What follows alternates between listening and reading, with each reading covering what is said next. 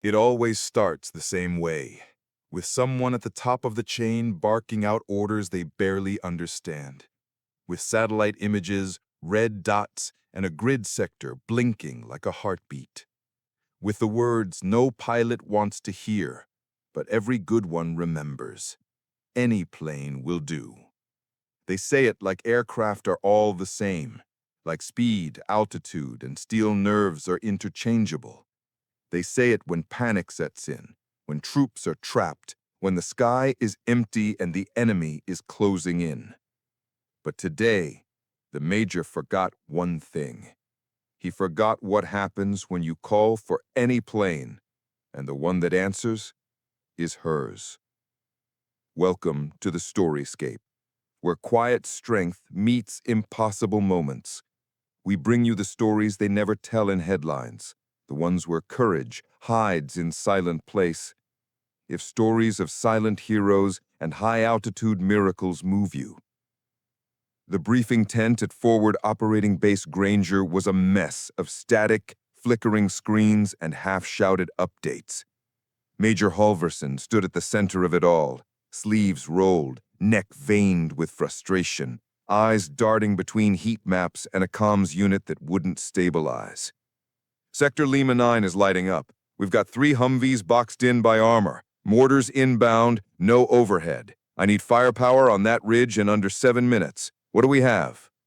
A junior flight officer scrolled through an availability manifest, fingers jittering with caffeine and nerves.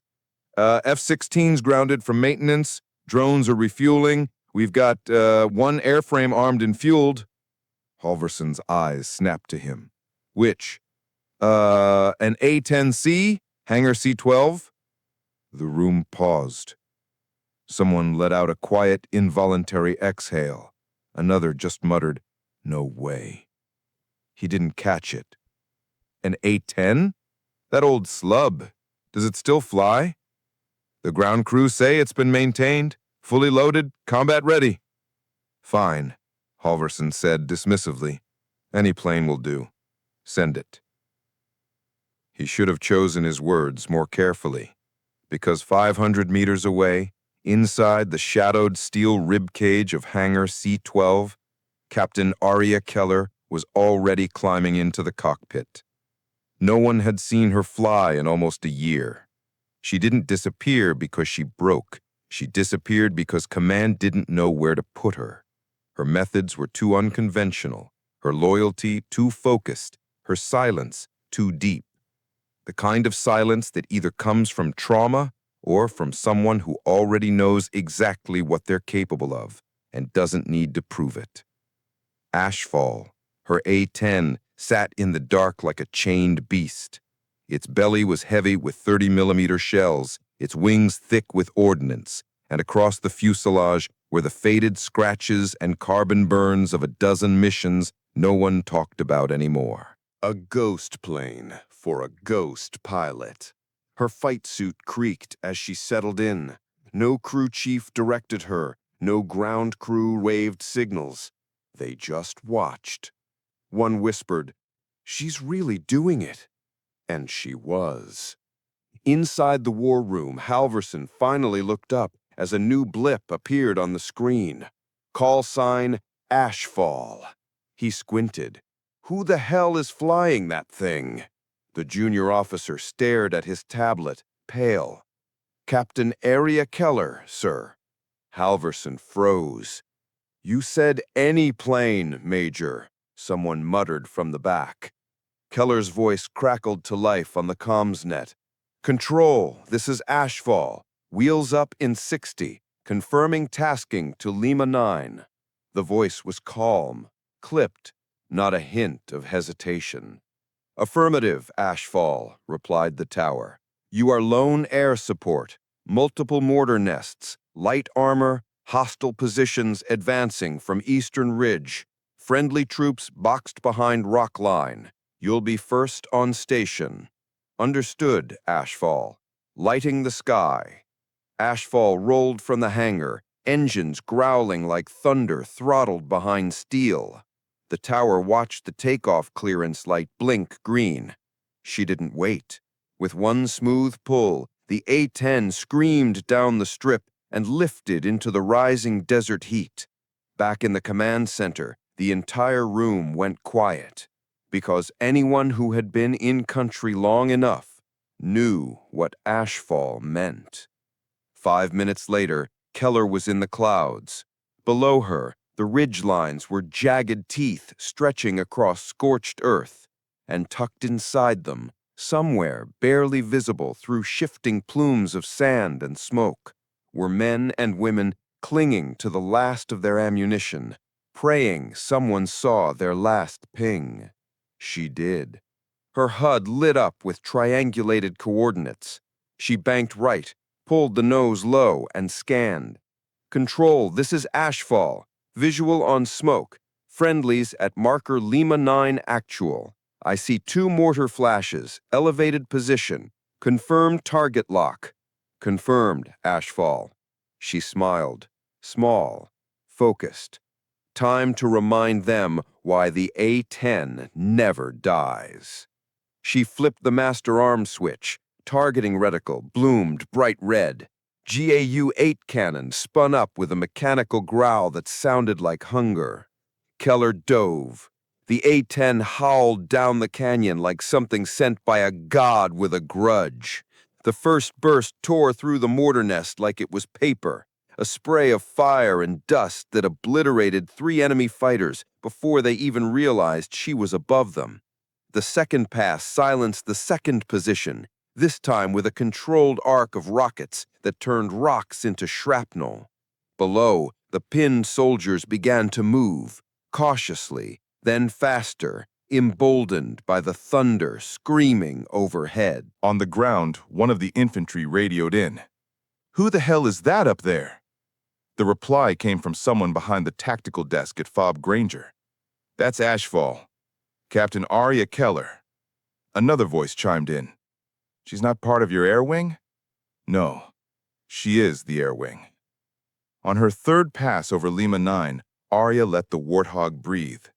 She held a shallow climb to bleed heat and G, rolling her shoulders against the harness as smoke pulled long curtains across the canyon. The first mortar pit was a dark bowl now. The second had slumped into itself, a rim of shattered stone like broken crockery. She kept the master arm hot, countermeasures primed, fuels in the safe band. Ashfall talked to her through the tremor in the stick and the tick of cooling metal. The jet was honest, and she paid that honesty back with economy. No flourish, no chatter, only the next clean decision. In the command tent, Major Halverson finally stopped pacing. ISR had the valley on a split screen, overhead infrared on the left, the pinched perspective of a nose camera on the right. On both, Ashfall cut the same unlovely, reassuring shape. Stub wings, a jaw of gun ports, external stores hanging like clenched fists. When the GAU-8 spoke, the drone microphones flattened into a square wave of mechanical thunder.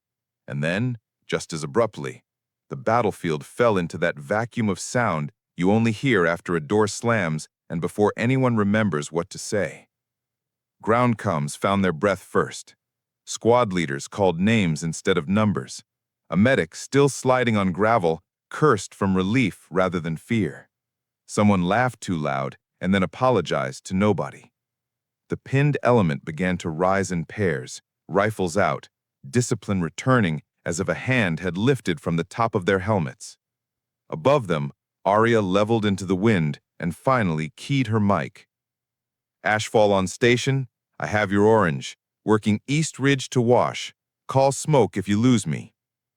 The orange grenade blossomed under the saddle. She refused the easy repeat of her last axis, and instead slipped the hog along the opposing wall, nose low, airspeed indecently slow for a jet. The reticle settled across a camo net puckered by muzzle flashes. She stroked the trigger in 2 measured bursts. The ground jumped, then steadied. When survivors tried to eel into a crease of shadow, she angled a pair of rockets into the rock face and let the slope bury them. The jet skimmed her own dust and climbed wordless. Ramos stood at the edge of the flight line with his headset cocked, listening to the shape of her passes. To most ears, The gun was a single animal sound. To him, it was syllables. How long she let the drum spin, where she set her lead, whether she was fighting crosswind or letting it carry. He knew by the cadence that she was not spending bravado. She was spending exactly what the problem cost. Movement, a sergeant crackled. 2 technicals pushing southwest, angling for the wash. Halverson's map jumped as ISR panned. One pickup tried to vanish into a notch cut by centuries of rain. The other fishtailed toward the open. Aria gave the first a sliver of lead and walked the cannon through the engine bay. The hood lifted like a surprised eyelid and the truck went limp. The second reversed hard into a crack in the rock. She stitched the approach with rockets and sealed the crevice like a zipper. Gravel rained down. Silence rolled back in. It wasn't the brittle hush of fear. It was the broad, grateful quiet of lives subtracting the worst outcome from their math. Halverson finally found his voice inside it. "Ground, prepare to push on my mark. Ashfall, can you cover as they bound?" "I have you," Aria said. "Same calm edge as before. Maintain spacing. I'll float your forward line." They moved, not gracefully. Nothing on foot is graceful across bad country, but with rhythm again. Twice, thin figures bloomed from the folds in the ridge, and twice, the A-10 arrived at treetop height, a blunt iron cross against the sun, and drew clear chalk lines between enemy and friendly with the steadiness of a surveyor. The second time, the ground element didn't even drop to a knee. They simply turned their faces from the spray and kept going, trusting that whoever flew that shape understood the cost of an inch.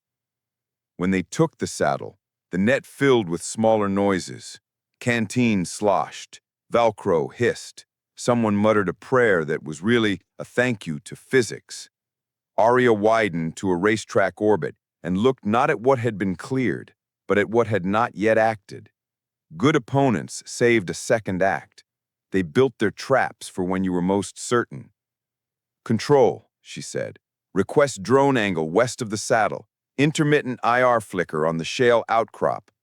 The drone yawed. Pixels jittered, then resolved.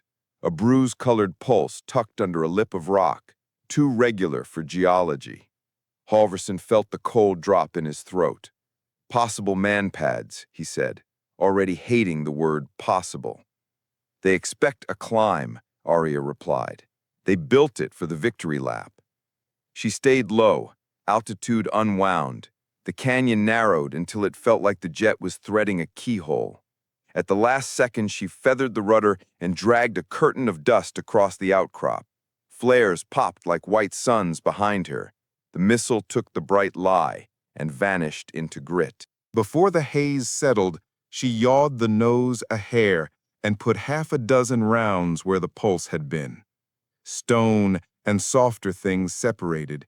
The drone feed flashed out, then steadied on emptiness. Halverson's laugh came out as a cough. It felt indecent to break the new quiet, but he had a job again. "Ashfall, Lima 9 is secure. You've done enough." The pause on the net was longer than he expected.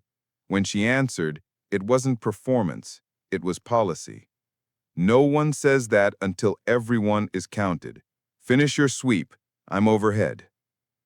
They counted. They found a corporal who insisted he was fine and cried when the tourniquet came off. They found a radio melted into a plastic sunflower and a rucksack that wasn't, returned it to hands that shook. They found 3 enemies who had not run and covered them because leaving any body under that sun felt like cowardice. Through it all, the Warthog made slow figure eights that stitched the sky back together. At last, the sergeant said the words like he was setting a stone in place. "Lima 9, complete." No cheer. A long look upward, helmet lenses catching the same clumsy, beloved silhouette. In the tent, Halverson reached for the speech forming in his chest about professionalism and valor, and found only something simple and true. "Copy, Ashfall. We're done." "Understood," she said, and for the first time, her voice carried the weight of precision spent. RTB with low fuel. Keep the ridge cold an hour. They'll probe the seam. Noted. Ashfall banked toward the base, dragging a wake of quiet the way faster jets drag contrails. On the apron, Ramos began moving again, calling for a bore scope, a gun count, new fiber washers for pylon 3. He knew her ritual would match his. Logbook in a hand that never shook, a walk-around done by touch as much as sight, a brief pause by the still-warm cannon to let the tick of cooling steel tell her if she'd asked too much. Inside the tent, the room relearned its noise. Halverson stood over the roster where Keller, A, had sat like a fuse and thought about the sentence he'd thrown at the sky. Any plane will do. Shame crawled up under his collar. He didn't swat it away. He set his palms on the table and let his voice carry. Keep Ashfall Ewelled, and next time we don't say any, we say her name. Aria let the engines idle a breath longer on the yellow line, listening to the airframe talk through the pedals and the cooling tick in the nose. Only when the tremor settled did she kill the power, crack the canopy, and take the bottle Ramos wordlessly offered. She touched the cannon shroud with 2 bare fingers and found heat still living there, a low animal throb. The walk-around was hers, not a crew checklist. Scab of paint missing on the left wingtip, faint dust halo on the right main strut, no weep on the hydraulics, slight play on pylon 3 that would get a spacer before the next sortie. The ritual did not flatter her perfectionism. It proved the result had been earned. In the debrief room, ISR froze a frame where the valley lay quiet under its new geometry. The mortar bowls were just bruises now. Helmet cams had occasionally caught the Warthog's wing crossing the sun, a clumsy eclipse. Major Halverson stood instead of sitting, palm braced on the map table as if he didn't trust chairs yet. He nodded at the screen, then away from it, and found the practical place where gratitude can live without apology. Lima 9 secure, 0 friendly KIA, he said. You stayed on station through fuel warning. Because they weren't counted yet, Aria replied. She rested a hip against the table rather than take a chair. Second act was built for a victory climb. You saw the flicker on the shale. Cool tube plus dust baffles. Next time I delay flares another 2 counts and throw a thicker curtain. A junior analyst grimaced over his notes as if he'd been trying to lift the gun by himself. Halverson cleared his throat and topped a new folder the intel officer slid onto the table. The cover reads, Penelope, Revised, a composite of satellite haze, drone gaps, and human reporting threaded along the old caravan routes north of the bridgehead. The drawdown of 3 villages didn't match evacuation logic. Vehicles traveling at civilian speed with civilian spacing slipped under cloud at night, then pooled before dawn in a pocket camp on a ridgeline that had no reason to host a camp. They're not digging in, the intel officer said, tracing a thin water course with a knuckle. They're rehearsing. No fixed node to bomb. The target is the rhythm. When the decoy convoy appears, where the escort never joins, how long they hold idle before they vanish. Aria didn't turn the map. She inverted it in her head. She put wind aloft against valley resonance and dawn inversion and the GAU-8's drop at different densities. Then set that against what people do when they think they're invisible. If there's no fixed target, there's no fixed sight picture. To break rhythm, you have to hear it. Under inversion, thermal contrast will be marginal, and full IR feeds will breathe in the wrong places. I'll need angle, not certainty. Requesting a night sortie? Halverson asked. The question sounded procedural, but the room heard the subtext. Are you planning to be a one-woman doctrine again? And if so, can we write it down fast enough to keep up? I'm not requesting, she said, without edge. I'm notifying. First pass power back, glide and quiet, HUD gain drop 2 ticks so I can see the sky breathe instead of the noise. Second pass delay flares, skid laterally at treetop and let the ground misread my platform. If those are true tankers, their heat will stay heavy under braking. If they're hollow, the signature will stutter with the driver's foot. I only need one honest tell. Ramos leaned into the doorway as if summoned by the maintenance gods. Halverson gave a small nod and the hangar ritual pivoted to night. They pulled the borescope and checked the gun's throat for scoring. INS alignment got a fresh calibration. The HUD's low-light gain rolled back until stars reappeared as points rather than smear. Pylon 2 took a passive mark pod with its lights taped. The stores list settled like a chord. Mixed rockets, one IR Maverick and one TV-guided, a single JDAM for the thing that would refuse to show itself, and a full brass belt curling into the belly. The junior analyst hovered near the whiteboard with a marker and a desperation to be useful. "What do we call this?" he asked. "If command asks for a label." Halverson looked to Aria. She shrugged, not coy but precise. "It's not a trick, it's attention. You move slower than they expect and spend intellect where they spend nerve. If you need a name, call it what it is." "Aftermath doctrine," Halverson said, almost to himself. He wasn't thinking about slogans. He was thinking about sequence.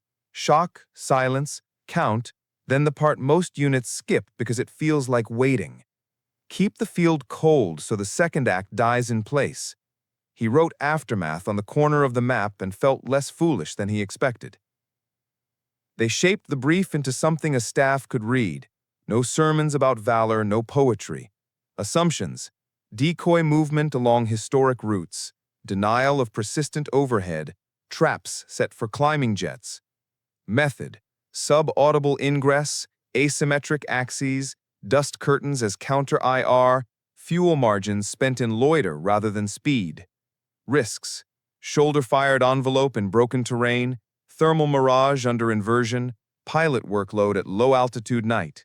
Mitigations: staggered flares, mixed seekers, and Ramos's fresh fiber washers on pylon 3 so nothing walks loose when she yaws the jet sideways at 60 feet.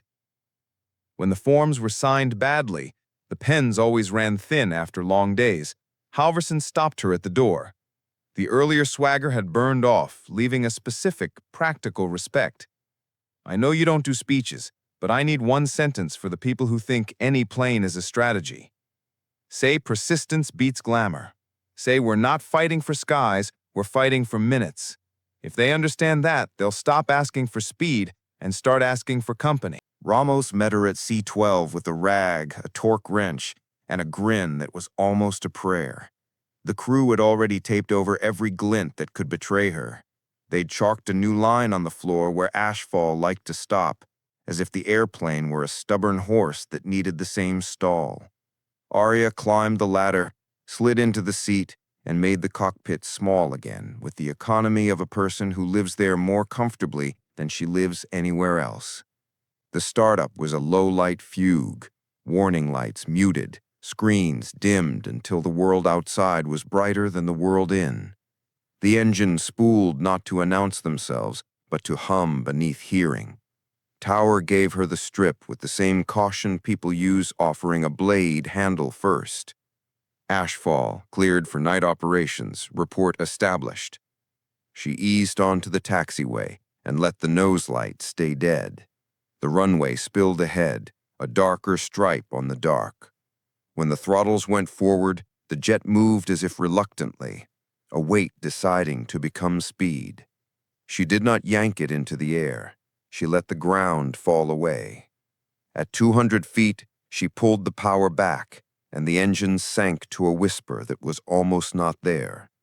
The base lights receded, the horizon lost its edge, and the map in her head ticked forward. Riverbend, Hive Camp, the place where pretend tankers forgot to breathe like real ones. Somewhere in the dark, men with radios would be waiting for the victory lap that never came. She threaded the black and aimed for the rhythm instead. Captain Aria Keller flew without lights, without music, without margin. At 3,000 feet above the desert, the sky wasn't black. It was textured, a patchwork of cold pockets and wind shears, heat ghosts rising from rock walls, stray clouds that had bled out their moisture long ago but still remembered how to hide things. She had the terrain memorized not from satellite maps but from repetition. Every contour on the HUD corresponded to a dozen private memories, places where something nearly went wrong, where crosswinds bit too hard, or where the shadow of her own aircraft once gave away her angle. Below, in the ragged basin labeled Sector Penelope, the convoy shimmered to life through her thermal scope. 8 vehicles, spaced like civilians, two-spaced.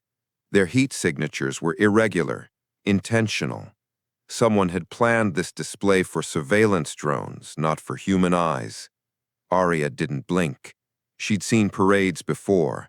This one wanted her to shoot early, waste her payload, get baited into missing the real party. She didn't shoot. Instead, she slowed. Pulling power to idle, she let Ashfall glide in silence. No afterburn, no cannon. Just gravity and glide path, a phantom above the canyon. She nosed slightly right, let the wind carry her, and came in from an angle no drone had taken before. Then she saw it. 3 heat blobs, near a rocky ridge half a click south of the convoy. 2 standing, 1 prone. Not moving like drivers or guards. Too rigid, like statues with wires. She zoomed. The prone figure had a shoulder-fired launcher. The upright one held a radio. Aria exhaled through her nose. Not a convoy escort, a film crew. They were about to fake her kill. She rolled hard left and dropped. The Warthog hugged the ridge, pushing low and tight. She lit the flare pod and curved away from where they thought she'd go. A trail of IR distractions burst overhead. The prone figure flinched. The launcher didn't fire. It had been staged.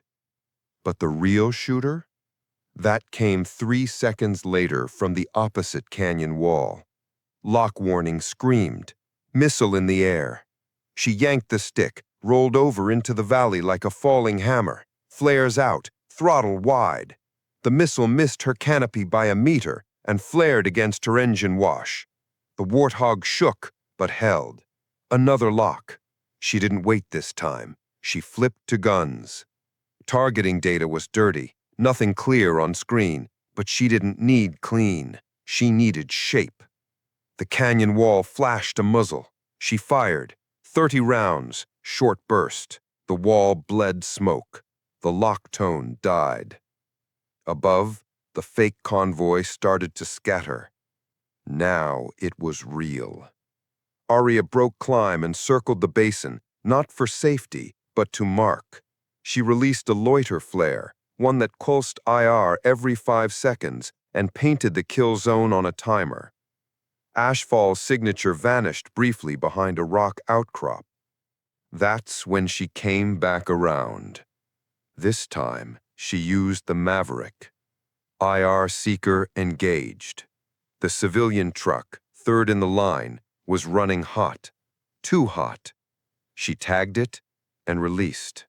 The missile dropped with purpose and exploded mid-column. The blast rocked the entire parade. Tires flew. Figures fled. The convoy unraveled like paper in wind. "Control, this is Ashfall," she said calmly. "Confirmed decoy. Multiple shooters embedded. Engaging final element." A new heat blip appeared at the rear edge of the canyon. A transport truck with no convoy markings, accelerating away from the scene. She squinted. It was covered in thermal mesh, but not enough. She toggled to TV-guided mode. Clear frame. Zoomed. Inside the cab, 2 helmets, a dash console, and a dish antenna. That wasn't a civilian evac. That was command and control. She armed the JDAM. "Final pass," she said aloud. Not for them, but for herself. Altitude set. Lays painted. Release clean. The bomb fell straight and slow, like a judgment that had been waiting its turn. Impact, dust column, silent bloom, command wiped. She didn't cheer, didn't speak, just leveled off and pointed west. The sky behind her boiled with consequence, and ahead the desert stretched quiet. Ashfall limped home beneath a sky that looked like ash scattered across velvet. The jet was flying, but just barely, one engine surging harder than the other, a faint rattle in the left side rudder pylon, and a persistent vibration that told Aria the flares had run dry. Still, she didn't reduce throttle. Not yet. Not until she crossed the last ridgeline and saw the blinking strobe of the airfield perimeter. Control, this is Ashfall, returning, damage moderate, request priority landing, she said, voice calm as always. The reply came quick. Ashfall cleared straight in, full crew standing by. She brought it down clean despite the bird's bruises. Tires kissed concrete harder than she liked, but not enough to bounce. No one applauded. They just stared. The moment the engine spun down, Ramos was up the ladder with a wrench in one hand and frustration in the other. You're supposed to be running reconnaissance, not baiting an entire artillery network solo. She unbuckled, pulled off her gloves, and climbed down. They weren't hiding from drones. They were waiting for a jet like me.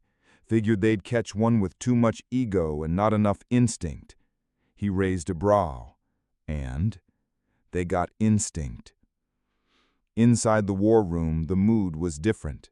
No shouting, no adrenaline, just silence, and a screen frozen on the infrared bloom of a JDAM strike that had flattened a ridge and vaporized a command truck. They staged the whole thing, Halverson said, still staring at the image. Fake convoy, false signatures, a live fire trap, and she unraveled it before anyone knew what they were seeing. A liaison officer leaned in. How did she know? Halverson answered without hesitation. She didn't know. She saw the rhythm break. They reviewed the flight path in near silence. Aria's approach was unorthodox, silent glide into thermal blind spots, delayed flare response, inverted pullouts. She never once followed standard ingress routes. Every vector she chose had been lateral, unstable, hard to replicate. But somehow, every strike was surgical. She flew that whole mission with no margin for error, the intel officer said. If she was wrong about any of those tells, she wasn't, and she won't be. 2 hours later, Aria sat in the back of the maintenance bay, still in her suit, one boot unlaced, studying the underside of Ashfall's wing like it had secrets to whisper. The jet hissed and pinged softly as it cooled. Mechanics swarmed it, muttering numbers, logging damage, already debating which parts could be patched and which needed full replacement. Ramos dropped down next to her on an overturned crate. "You know they're going to ground you again," he said. She nodded. "I'd ground me, too." "You going to fight it?" She shook her head. "No, I'm going to fix the jet." He tilted his head. "The jet?" She glanced at him, a rare flicker of something close to a grin. "They'll trust me again when they see she's ready. They don't have to trust me first." Across the hangar, a junior pilot walked past slowly, eyes lingering on the blackened skin of Ashfall's engine nacelle. He paused, looked at Aria, and whispered to the tech beside him, "How does she keep doing it?" Ramos didn't answer. He didn't have to. Because the answer wasn't in the jet. It was in how Aria Keller treated every mission, not as combat, not as choreography, but as conversation. She listened better than anyone else flying. To the terrain, to the wind, to the lies the battlefield told. And she answered in gunfire. 3 days passed. The skies stayed quiet, but not still. Patrols increased. Drone loops tripled. Everyone was waiting for something that hadn't happened yet, but felt inevitable. The trap had failed, but the enemy hadn't folded. If anything, they'd gotten smarter. They stopped staging convoys. They stopped lighting their camps. They went dark. And Aria Keller hated the dark. She wasn't grounded, not officially, but no sortie orders had her name on them. Ashfall sat in C-12 like a wounded animal, tail still scorched, new bolts gleaming beneath half-repaired skin. A new bird had been flown in, a cleaner A-10 with a newer radar suite, and a cockpit that smelled like vinyl instead of gunpowder. She didn't touch it. She kept to Ashfall, recalibrated the HUD herself, wrote diagnostics in the margins, tuned the cannon mount by ear. No one asked why. They knew. Inside the command tent, Halverson was hunched over a report. Satellite feeds from Sector Bravo 6 had started showing a peculiar shape, heat signatures flickering near an old airstrip, then vanishing. Not convoys, not patrols, something else. Static towers, perhaps, repeaters, a comms relay they couldn't track, and worse, a growing rumor that a high-value unit was planning a breakout north, using civilian corridors. If they slip through, the intel officer said, we lose more than the zone. We lose the story. They'll say we never had control. Halverson didn't blink. Do we have a tail number on a bird? The officer hesitated. Technically, yes. We've got 3 F-16s fueled, plus 1 A-10, the new one. Halverson didn't look up from the map. She won't fly the new one. She's not cleared to fly the old one. Halverson straightened. Then clear it. 10 minutes later, Aria stood in front of her jet, helmet under one arm, gloves dangling loose, waiting for someone to stop her. No one did. Ramos gave her a checklist he didn't need to hand her. She checked it anyway. Hydraulics, fuel, gun load, flare pods half-filled but functional, 1 JDAM, 1 IR Maverick. The cannon was full. She climbed in without ceremony. Tower didn't question her departure. They'd heard the clicks in the system. Ashfall, cleared for departure. Sector Bravo 6, intermittent satellite coverage, visual recon advised. Copy, she said. Let's finish this. She flew low, always did. Terrain-hugging paths kept her under the cloud layer where satellites couldn't see. When she reached the target zone, she throttled back, let the Warthog coast like a predator in tall grass. And there it was. A single radio tower, not broadcasting, listening. She armed the JDAM, but didn't drop it yet. She looped once, twice, no movement. That was wrong. Too quiet. Then her threat sensor blinked. Missile lock. From the ridge, 3 blips. Not anti-air platforms. Launchers, man-carried. The kind you hide in bushes and use once. She dove hard. Flares burst. One missile skidded off into the rocks. Another came too close, scraped past her right stabilizer and kissed the fuselage with shrapnel. Alarm screamed, but she didn't pull away. She turned toward them and fired. The GAU-8 barked once, then twice. The ridge lit up in flame and flying debris. No more lock, no more anything. She banked again, lined up the tower. Final weapon. JDAM. Target locked, wind corrected, range ideal.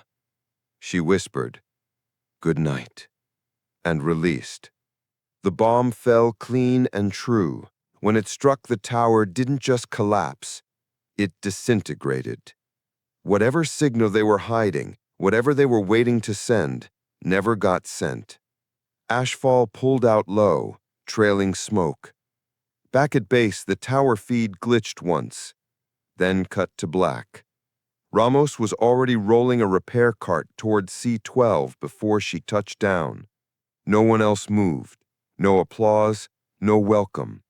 When Aria popped the canopy and stepped down, Halverson was waiting, arms crossed. "You disobeyed direct orders," he said flatly. She shrugged. No one else heard the signal.